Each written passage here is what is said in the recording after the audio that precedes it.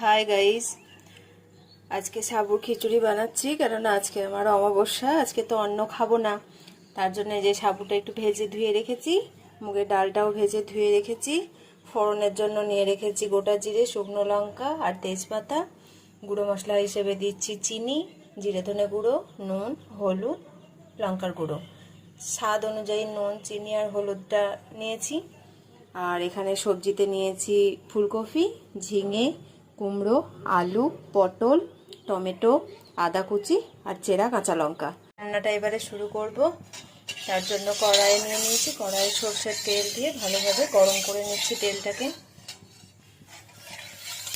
তেল গরম হয়ে গেছে, এর মধ্যে ফোড়নের জন্য শুকনো লঙ্কা, তেজপাতা আর গোটা জিরে দিয়ে দিয়েছি। এটা একটু নাড়াচাড়া করে সবজিগুলো দিয়ে দেবো, টমেটো, আদা, লঙ্কাটা বাদ দিয়ে।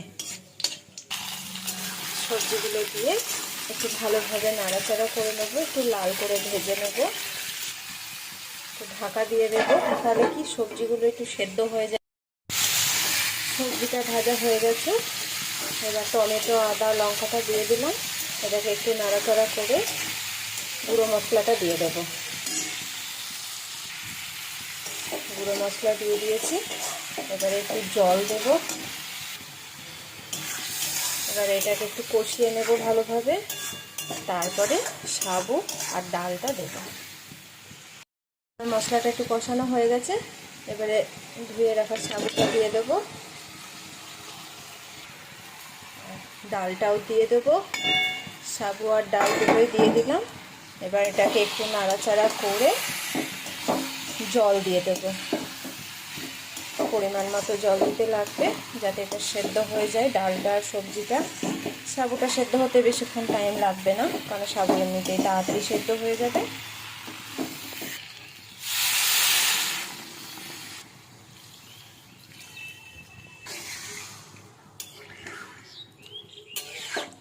আর একটু জল লাগবে, আমার ডালটা সেদ্ধ হবে তো, আর একটু জল দেব। অল্প একটু দিলেই হবে। এবার এটা ঢাকা দিয়ে দেবো, মিডিয়াম টু লো আঁচে রাখবো। এটা সেদ্ধ হয়ে গেলে হয়ে যাবে সাবুর খিচুড়ি। একটু ঘি দিয়ে দেবো নামাবার আগে। 10 মিনিট মতো হয়ে গেছে, একটু দেখি সেদ্ধ হয়েছে কিনা। ডালটা মনে হয় আর একটু সেদ্ধ হবে, দেখি। একটু বেশি করেই বানালাম, কারণ আমার মেয়ের আবদার যে আজকে আমি তোমার সাথে সাবুর খিচুড়ি খাবো, তুমি খাবে তো আমিও খাবো। হ্যাঁ, ডালটা আর একটুখানি সেদ্ধ হবে, তার জন্য একটু বেশি করেই সাবুর খিচুড়িটা বানাচ্ছি।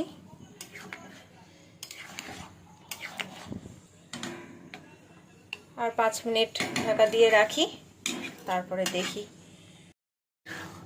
5 মিনিট হয়ে গেছে, এই যে ডালও সেদ্ধ হয়ে গেছে। সাবুর খিচুড়ি আমার পুরোপুরিভাবে কমপ্লিট। একটু ঘি দিয়ে নামিয়ে নেব।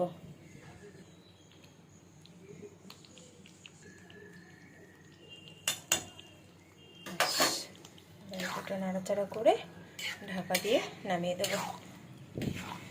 এটা শুধুই খাওয়া যায়, এটার সাথে মনে করলে একটু পাঁপড় ভাজা কিংবা একটু আলু ভাজা দিয়েও খাওয়া যেতে পারে, বাট আমি শুধুই খাই, কেননা শুধুটাই আমার বেশি ভালো লাগে। এটার সাথে পাঁপড় ভাজা বা আলু ভাজা দিয়ে আমার অতটা ভালো লাগে না। এই যে গ্যাস অফ করে দিলাম, দিয়ে দিলাম। সাবুর খিচুড়ি কমপ্লিট।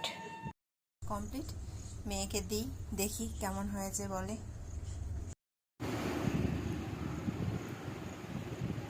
কেমন হয়েছে রে খেতে? দারুণ হয়েছে। ঠিক আছে, খেয়ে নে।